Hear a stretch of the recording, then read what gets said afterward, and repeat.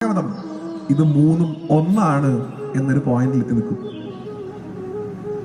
ഭാഗവതം കേൾക്കുന്നത് ഭഗവാനെ കുറിച്ച്, ഭാഗവതത്തിൽ പറയുന്നത് ഭഗവാന്റെ ഭക്തന്മാരെ കുറിച്ച്. അപ്പൊ ഭക്തനും ഭാഗവതവും ഭഗവാനും ഒന്നാണ്.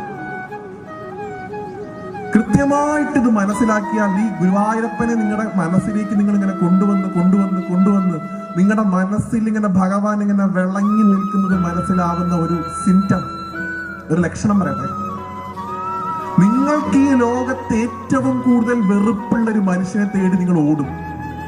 ഭഗവാൻ നിങ്ങളുടെ മനസ്സിലേക്ക് വന്നു കഴിഞ്ഞാൽ നിങ്ങൾ ഇത്രയും കാലം സകലമാന കാവുകളിലും പോയിട്ട് അയാൾ നശിച്ചു പോണേന്ന് പ്രാർത്ഥിച്ച ആ മനുഷ്യന്റെ അടുത്തേക്ക് നിങ്ങൾ ഓടി അയാളെ കെട്ടിപ്പിടിച്ച് ഹരേ ഗുരുവായൂരപ്പ എന്ന് പറഞ്ഞ് പൊട്ടി നിങ്ങൾ അങ്ങോട്ട് കരയും. അപ്പ മനസ്സിലാക്കിക്കൊള്ളണം ഗുരുവായൂരപ്പൻ മനസ്സിലേക്ക് വന്നു. അതുവരെ ഇല്ല കേട്ടോ. ലോകത്ത് നിങ്ങൾ ഏറ്റവും വെറുക്കുന്ന മനുഷ്യനെ